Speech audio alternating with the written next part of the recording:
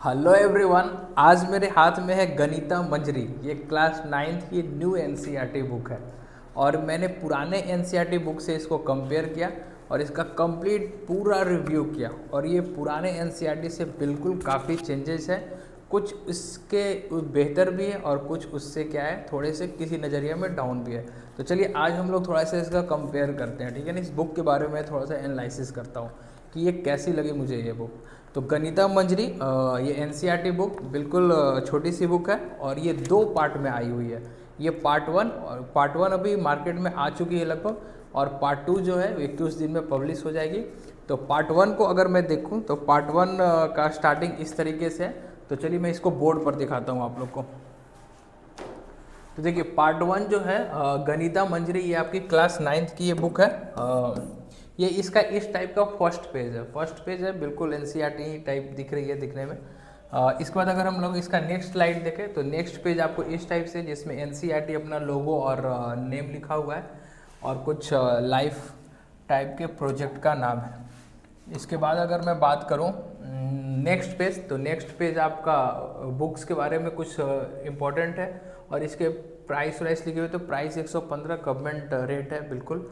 और बुक का जो कंटेंट आप देखोगे, बुक की जो पेजेस देखोगे, ये एकदम पतली और काफ़ी कमज़ोर थोड़ी पेज है और बिल्कुल गवर्नमेंट वाली ही कॉन्सेप्ट पे बुक बनी हुई है। इसके बात करें तो वही सेम एनसीईआरटी जो फॉलो करता है, प्रीएम्बल्स लिखा हुआ है, एनएसटीसी के बारे में कुछ दिया हुआ है और ये है आपके चैप्टर के इंडेक्स। तो यहाँ पर आपके पार्ट 1 में टोटल 8 चैप्टर्स है। टोटल कितने चैप्टर्स हैं? 8 चैप्टर्स है। और चैप्टर्स के नाम को काफ़ी थोड़ा सा बड़ा कर दिया गया है। पहले के जो चैप्टर्स के नाम थे वो काफ़ी अच्छे और छोटे छोटे थे, जैसे सर्कल, ट्रायंगल, कोऑर्डिनेट ज्योमेट्री, इस टाइप से थे। लेकिन यहाँ पर नाम को काफ़ी बड़ा बड़ा खींच दिया, जैसे लग रहा है कि एक सेंटेंस लिखा हुआ। चलिए इस बुक का थोड़ा सा एनालिसिस करते हैं इसके इंडेक्स को। तो इसको इंडेक्स को मैं थोड़ा बड़ा कर लेता हूँ। अब चलिए देखिए इसके इंडेक्स। फर्स्ट इसके चैप्टर का नाम है orienting yourself the use of coordinate. मतलब ये पहले जो पुराने एनसीईआरटी का ये चैप्टर नंबर शायद 3rd था, कोऑर्डिनेट ज्योमेट्री, उसी को दिया हुआ है। बट यहाँ पर कोऑर्डिनेट ज्योमेट्री को काफ़ी डीप कर दिया गया है। मतलब पहले वाले जो 9th का जो पुराना एनसीईआरटी था उसमें तो कुछ था ही नहीं, बस एक्स एक्सिस, वाई एक्सिस और क्वाड्रेंट वाले कॉन्सेप्ट थे। बट यहाँ पर काफ़ी इसको डीप कर दिया गया है। मतलब इस पर काफ़ी प्रैक्टिकल क्वेश्चंस हैं। प्लस इसमें अगर बात करेंगे हम लोग तो इसमें डिस्टेंस फार्मूला को भी टच कर दिया गया है। डिस्टेंस फार्मूला को भी टच कर दिया गया है जो क्लास 10th में पढ़ने थे, और यही इसमें थोड़ा सा एक्सटेंड कर दिया गया। सेकंड चैप्टर का बात करें तो सेकंड चैप्टर पहले एनसीईआरटी में था pair of linear equation, but यहाँ पर नाम है इंट्रोडक्शन टू लीनियर पॉलिनोमियल्स। और इस चैप्टर को भी यहाँ पर टच किया गया। इस चैप्टर को किस मामले में टच किया गया? क्योंकि यहाँ पर पेयर ऑफ लीनियर इक्वेशन में 2 इक्वेशन को चल गए और साथ में लाइन के थोड़े से स्लोप और ग्राफ वाले क्वेश्चंस को रख दिया है। तो थोड़े से मतलब क्वेश्चंस को यहाँ पर भी चैप्टर्स को क्या किया, ये लेंदी कर दिया। चैप्टर 3rd का बात करें तो पुराने वाले बुक्स में आपका था रियल नंबर सिस्टम, और ये नंबर सिस्टम को नाम दे दिया द वर्ल्ड ऑफ नंबर।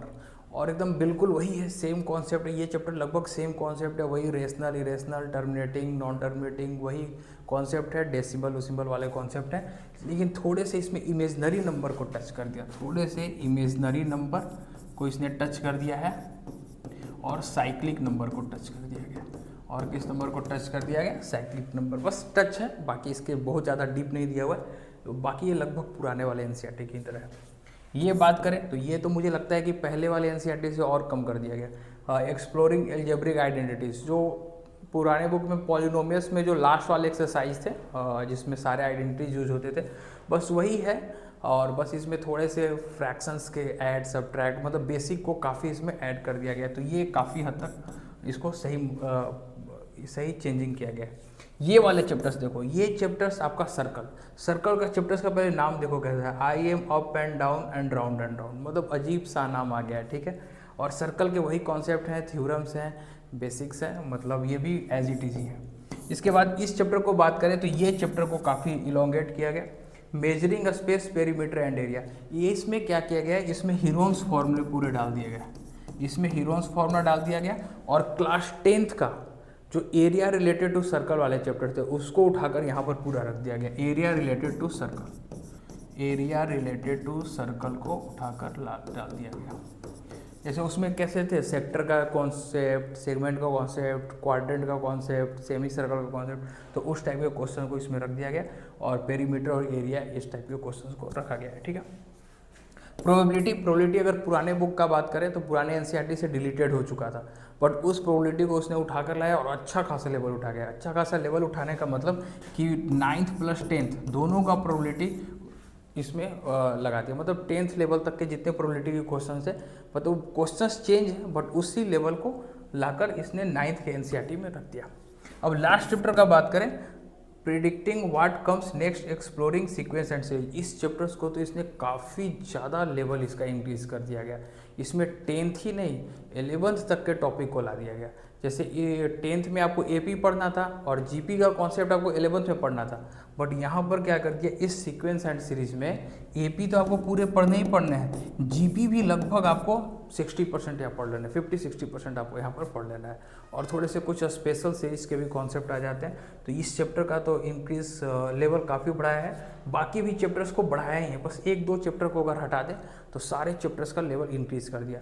मतलब मुझे ये लग रहा है कि जैसे पहले क्या होता था कि एनसीईआरटी बुक जो होते थे एक ईजी लेवल में बनाया गया था, बट बोर्ड वाले क्वेश्चंस, बोर्ड एग्जाम के क्वेश्चंस लास्ट 2 साल से काफ़ी टफ आ रहे थे। तो सीबीएसई ने सोच लिया कि अब मैं क्या करता हूँ, बुक ही को टफ कर देता हूँ। तो अब ये बुक को भी लेवल इंक्रीज कर दिए और क्वेश्चंस का लेवल तो इंक्रीज आ ही रहा है, तो उसी हिसाब से इस बुक को अरेंज किया गया, उसी बुक के इस हिसाब को मॉडल दिया गया है। तो आपको मतलब अपने लेवल को इंक्रीज करना है और पहले से काफ़ी आपको मेहनत करने का ज़रूरत पड़ेगा। तो इस तरीके से मैंने इसको एनालाइज़ किया। बाकी नेक्स्ट वीडियो में इसके कुछ अंदर के चैप्टर्स के बारे में कंटेंट को देता हूँ। चलिए आज के लिए इतना ही। Thank you so much.